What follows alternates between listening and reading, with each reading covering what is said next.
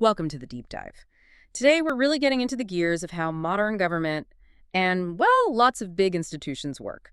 We're looking at the sources you sent about the origins of what's called New Public Management, NPM. Right, NPM. Yeah. And even if you don't use that specific term, you definitely know what we're talking about. It's all the audits, the policy evaluations, performance targets, this whole focus on efficiency and value for money. It's everywhere from, I don't know, huge government departments down to local schools. Exactly. And the standard story, which is laid out pretty clearly in the literature you shared, is that this all kicked off around the 1980s. The usual narrative says it's basically a product of the neoliberal critique of the state, the idea that government was bloated and inefficient.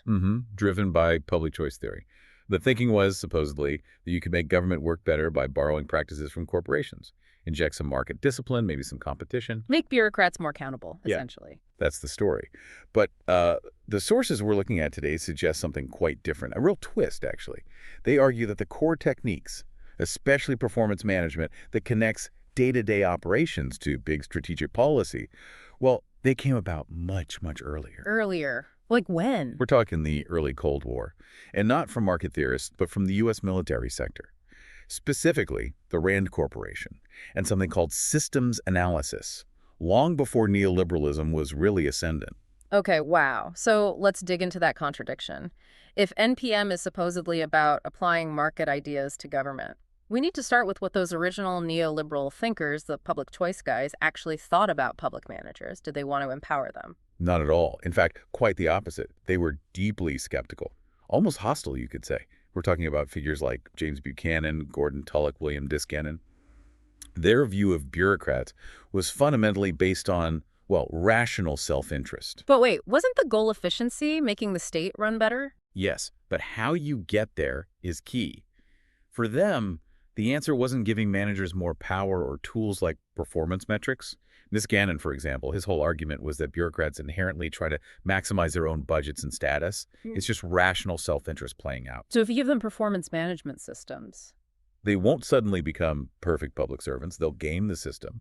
They'll manipulate the metrics, control the data flow, create what economists call information asymmetries, all to make themselves look good and justify bigger budgets. Huh. So in their view, performance audits aren't a check on bureaucratic power. They're actually a tool for bureaucrats to increase their power. Yeah. That kind of flips the usual justification on its head, doesn't it? Completely. Yeah. So if you really buy the public choice argument, you don't want managers running internal markets or having lots of autonomy. Your solution is more about limiting the state's scope through, say, constitutional rules, or using things like vouchers to empower citizens directly, cutting the manager out of the loop as much as possible. Decentralized mechanisms, not managed competition. Okay, but then why do we hear all this public choice language, value for money, efficiency savings, used to justify the very managerial systems they were so wary of? How did those two things get stuck together? That's the fascinating part. It seems the managerial idea sort of hijacked the political language of the market critique later on. Early scholars like Christopher Hood actually pointed this out. He called the combination of managerialism, which empowers managers, and neoliberal theory, which distrusts them, a marriage of opposites. A marriage of opposites. I like that because it highlights the tension. Exactly. It only sort of smoothed over later, making it seem like they were always meant to go together. Right. So we have this management system, NPM, supposedly born from a theory that deeply distrusted managers. That's a huge crack in the standard narrative. So if it wasn't really driven by the neoliberal economists, where did this powerful belief in the strategic optimizing manager actually come from? And that takes us back to the Cold War. We need to shift focus from the economists to the defense sector. Specifically, the Rand Corporation, founded right after World War II, around 1948.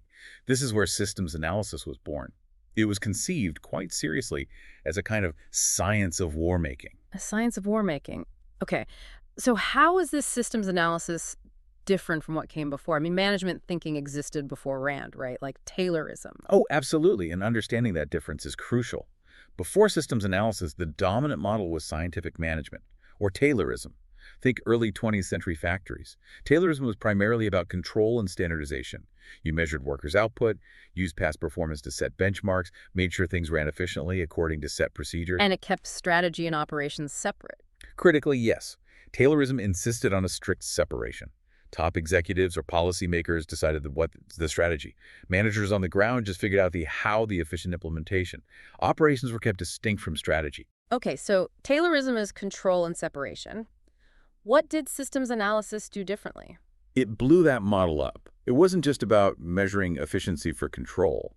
It used performance data, often very complex data, to analytically determine the strategy or policy itself. So it wasn't just measuring how well you did something, but using the data to figure out what you should be doing in the first place? Exactly. Charles Hitch, who was a key figure at RAND and later Secretary McNamara's controller at the Pentagon, put it perfectly. He said something like, learning about objectives is one of the chief objects of this kind of analysis. You're using the analysis to clarify and even choose your goals, not just execute predefined ones efficiently. Okay, let me see if I get this. Taylorism is like timing how fast a mail truck delivers letters on its route to make sure the driver isn't slacking off. That's control.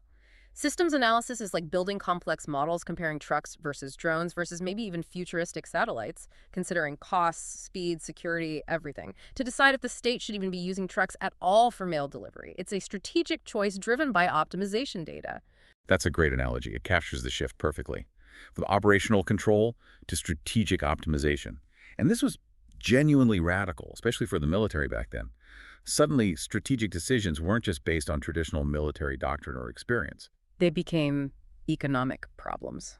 In a way, yes. This new approach introduced this almost jarring focus on balancing military effectiveness with overall costs. The goal became finding the optimal balance, the most efficient way to achieve strategic ends, defined in large part through the analysis itself. It shifted the whole baseline. And how did they actually do that? How do you use data about past or current performance to make decisions about a really uncertain future, like, say, a potential nuclear war? Mathematical modeling. That was the key tool. Systems analysis relied heavily on building mathematical models of the systems they were studying, whether it was weapon systems, logistics, or entire conflict scenarios. Why modeling? Well, real-world data is often messy, incomplete, or too context-specific to just extrapolate directly. Modeling allowed them to sort of simulate different possibilities, explore trade-offs between variables, and connect seemingly small operational details to their larger strategic implications. Like your example earlier, modeling how choosing a specific jet engine, a very technical decision, might impact the effectiveness and cost of the entire bomber fleet in a potential conflict scenario. It links the micro to the macro. Precisely. And the goal wasn't always to get perfectly precise predictions.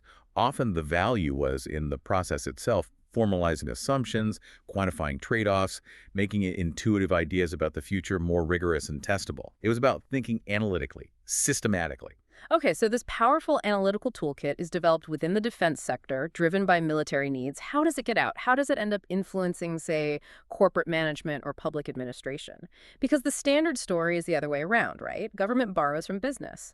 Exactly. And this is where the narrative really gets interesting because the flow seems to be largely the other way. Systems analysis techniques were exported from the defense sector to the corporate world, sparking a major overhaul. Really? So corporations learn from the military planners? To a significant extent, yes, especially regarding strategic analysis. Think about business education in the 1950s. It was widely criticized, actually, seen as kind of intellectually weak. It focused on vocational skills like accounting, bookkeeping, maybe some basic personnel management based on older Taylorist ideas. One report famously called it a wasteland of vocationalism because it lacked analytical rigor. A wasteland. Ouch. So how did the defense ideas get in? Through funding and influence, largely via the Ford Foundation. The head of the foundation at the time was H. Rowan Gaither, who was also a trustee of the RAND Corporation. See the connection. Haha. So RAND influence via the foundation. Right. The Ford Foundation poured huge amounts of money, something like $35 million, between the mid-50s and mid-60s, which was enormous then, into renovating business schools. They pushed hard for incorporating more rigorous analytical methods, decision science, microeconomics, basically the toolkit inspired by systems analysis. And this created what we now call management science. Pretty much. Institutions like Carnegie Mellon's Graduate School for Industrial Administration became models for this new approach.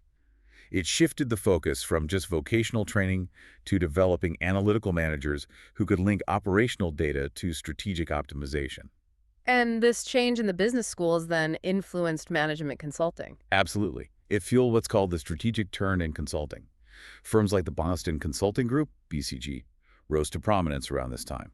They moved away from the older scientific management principles, particularly the idea of the M form, that strict separation of strategy at the top and operations below. Right, the Taylorist separation we talked about. Exactly.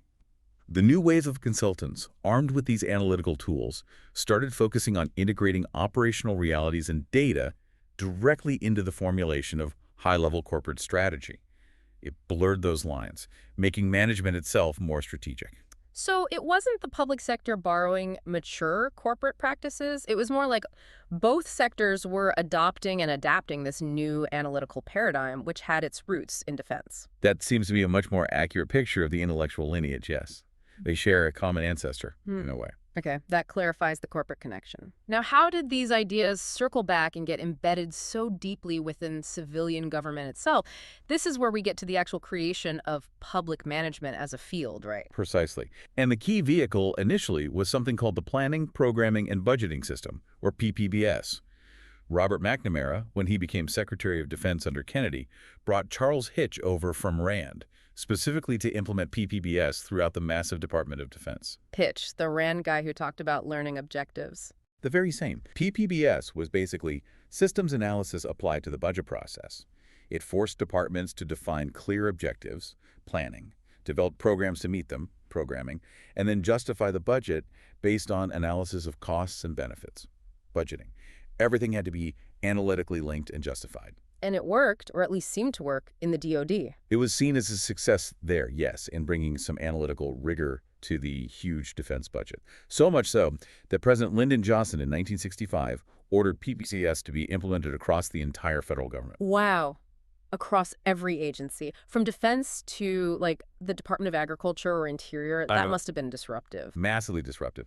Imagine imposing this complex, data-hungry analytical system onto agencies that had absolutely no tradition or expertise in doing this kind of work. It caused chaos, widespread resistance, and crucially, created an enormous sudden demand for people with these specific analytical skills. A demand the existing civil service couldn't meet. Not even close. The traditional public administration field wasn't equipped for this RAND-style analysis. And that demand is what directly fueled the creation and rapid growth of entirely new graduate programs, public policy schools. Starting around 1967, you see places like Harvard's Kennedy School, Berkeley, Michigan, launching these programs specifically to train analysts for government. So these policy schools were a direct response to the skills gap created by PPBS. Explicitly. And they often defined themselves against the older public administration programs, which they saw as too focused on institutional nuts and bolts, on the means of government. These new public policy programs were all about applying analytical techniques, the RAND toolkit, to the ends, to figuring out the optimal policies themselves through rigorous analysis. Okay, so we have policy analysts focused on what the optimal strategy, but someone still has to implement it. Where does public management fit in? It emerges a bit later, maybe mid-70s into the early 80s, largely out of these public policy schools. Yeah. People like Mark Moore at Harvard are key figures. Yeah. Public management essentially tried to bridge that gap between the high-level policy analysis and the messy reality of implementation.